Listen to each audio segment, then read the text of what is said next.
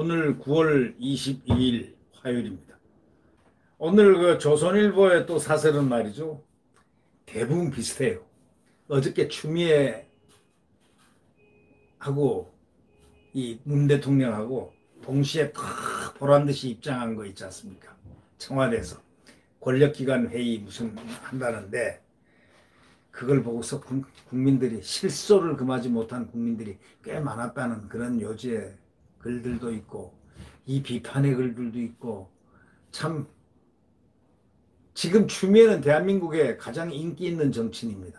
그 인기라는 게 좋은 면의 인기, 나쁜 면의 인기 막 두 가지의 측면이 있는데 그건 제가 얘기 안 하겠습니다. 다만 국민들 입에 오르내리고 관심에 오르내리고 감정의 격분에 이런데 올랐다 내렸다 하는 그런 비율로 따지면 그걸 인기라고 칠 때 인기가 높다는 바로 그런 인기입니다.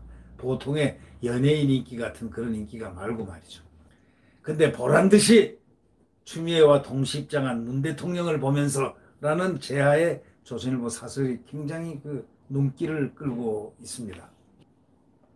추미애가 어저께는 가장 행복한 날이 아니었을까 싶습니다. 가장 행복한 날이었을 것이다 라는 그런 느낌을 갖기에 충분합니다. 결국 문재인 대통령이 어제 권력기관장 회의를 주재하면서 회의장에 추미애 법무장관하고 같이 그러니까 막 추미애가 기다렸겠죠. 대통령이 아니면 추미애하고 대통령하고 같이 어느 자리에서 티타임을 하든지 커피를 한잔 하면서 이런저런 얘기를 하든지 하다가 이제 시간이 돼서 다들 배석에 있을 때 그때 같이 두 분이 이렇게 들어왔다. 막 그렇게도 생각할 수 있겠습니다만 그건 마음대로 생각하죠. 여하튼 보란 듯이 두 분이 들어왔습니다. 문재인 대통령이 권력기관장 회의를 주재하면서 회의장에 추미애 법무장관하고 동시입장한 것만은 틀림없는 사실입니다. 국정원장, 행안부 장관 같은 다른 참석자들은 미리 대기하는 그런 상태.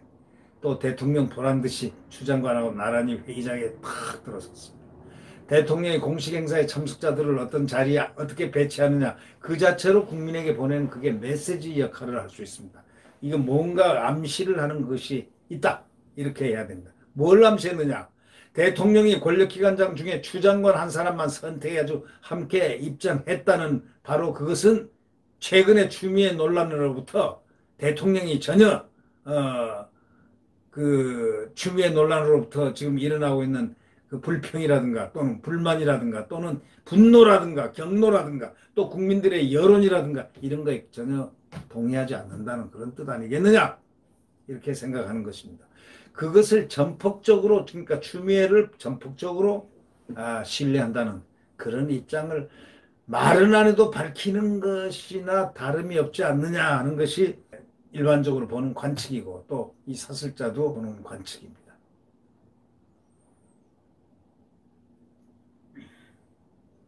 지금 이 추미애 아들이 그 병력 문제, 특혜 문제가 아주 증폭돼 가지고 국민의 초미의 관심사가 돼 있는 이런 마당에 열리는 이 권력기관장 회의 그리고 또 추미애 이분들의 그 메시지 어떤 메시지를 내놓을까 상당히 주목을 했었는데 벌써 딱 같이 들어오는 걸 보고 딱 끝난 겁니다. 그건 메시지입니다. 대통령은 하루 전 청년의 날 기념식에서 뭐라고 그랬습니까? 공정을 37번이나 외쳤습니다. 끝없이 되풀이되는 불공정의 사례를 본다. 여전히 불공정하다는 청년들의 분노를 듣는다. 그런 만큼 많은 국민들이 추 장관이 참석하는 그날 어저께는 뭔가 공정에 대한 말이 있을 것 같다. 말을 했으니까 뭔가 합리적인 얘기가 있을 것 같다고 생각을 했는데 그 기대는 다 무너지고 이번 사태에 대한 대통령의 입장은 단 한마디도 안 나왔습니다. 관련 언급을 하지 않았다는 거죠. 그 대답이 뭐냐면 동시 입장입니다. 나는 추미애를 신뢰해. 딱 이 한마디입니다. 추 장관은 말을 이렇게 했다는 겁니다. 행사장 바깥에서 대통령을 영접 목적으로 대기하다가 만나서 들어온 것이라고 했습니다. 그럴 수도 있겠습니다. 그러나 이것을 믿을 사람은 아무도 없다? 네. 별로 없을 겁니다. 네. 문 대통령이 대신 권력기관 개혁에 대해서 어려운 일이지만 복잡하게 생각할 필요 없다. 조직을 책임지는 수장부터 일선 현장에서 땀 흘리는 담당자까지 자기 본분에만 충실할 수 있게 하면 된다. 아주 말을 간단하게 합니다. 네. 말 자체는 뭐 틀린 게 뭐 있겠습니까? 티를 잡을 게 없죠. 그런데 이 정권이 지금까지 자기 본분에 충실하게 일하던 사람들을 어떻게 다뤄왔습니까? 문 대통령이 임명한 추장관은 청와대 울산시장 선거 개입, 조국 전 장관 가족비리, 유재수 감찰 무마 이런 등 정권의 불법 행위를 수사했던 정말 자기 본분을 땀 흘리며 자기 본분을 다해왔던 수사검사들 다 날려버렸지 않습니까? 공중분해시켰죠. 완전히. 검사팀들. 4차, 5차에 걸쳐서 완전히 그냥 공중분해시켰죠.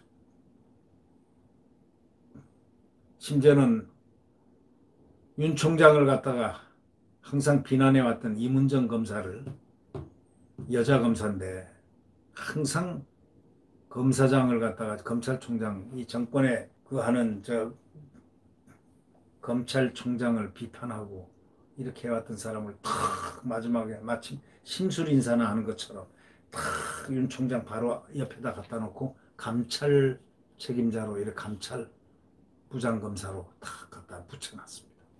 윤석열 좀 죽이는데 일조하라 이런 뜻 아니겠습니까? 국민들은 그렇게 받아들이고 있죠. 정말 참 기가 막힌 일들이 눈앞에서 벌어지니까 국민들이 전부 다 윤석열 총장이 다 그 마음이 된 겁니다. 지금 윤석열 총장이 앞으로 어떻게 될지는 모릅니다. 정말 정치권에 나가서 차기 대통령으로 발돋움하게 될지 아니면 떠나가는 김사과처럼 정말 검찰총장으로서 정말 불운한 검찰총장을 떠나갈지 하지만 역사적으로는 윤석열 검찰총장은 위대한 검찰총장으로 분명히 남는다는 사실입니다. 왜? 살아있는 권력과 불의한 권력, 불의하게 하는 그런 모습들을 살아있는 권력들이 그 잘못하는 그 부분들을 메스를 대고 열심히 소신을 굽히지 않고 지금까지 온 칼과 창을 막으면서 혼자 육신으로 방패를 하면서 정신력으로 버텨오고 있다.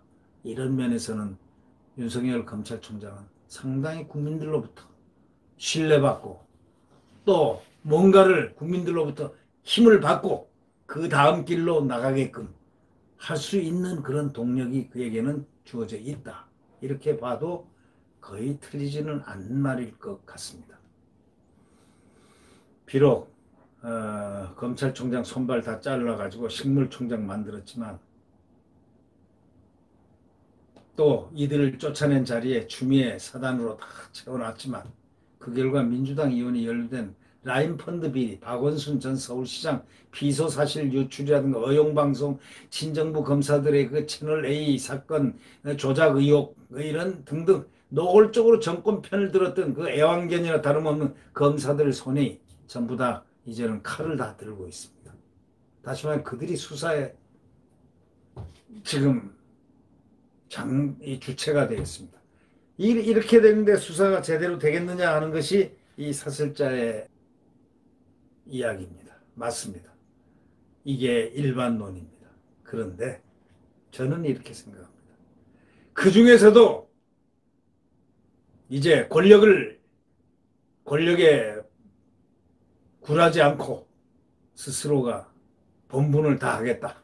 검사의 본분을 다하겠다 하는 검사가 또 나오지 않겠느냐라는 가느다란 희망을 또 잃지 않고 있습니다. 네. 구독 버튼과 엄지를 눌러주시면 고맙겠습니다. 태양은 내일 다시 떠오릅니다. 오늘은 새벽 5시. 가장 추운 엄동설안의 새벽 5시입니다. 칠흑 같은 암흑, 살을 애이는 듯한 석풍. 이 고통스러운 이 시대에 있지만 한동훈 검사장이 얘기했던 대로 지금은 아주 광풍의 시대입니다. 광풍이 부니까 야당인 김종인 비상대책위원장까지 나서서 집권 여당인 해서는 안 될 법까지 지금 같이 부안해동하고 있지 않습니까? 광풍의 시대죠. 광풍이 밖에서만 들어오는 광풍이 아니고 안에서도 광풍이 불고 있습니다. 이 두 광풍, 국민의힘이 아주 유효적절하게 잘 막아내기 바랍니다. 네, 구독 버튼과 엄지를 눌러주시면 감사하겠습니다. 안녕히 계십시오.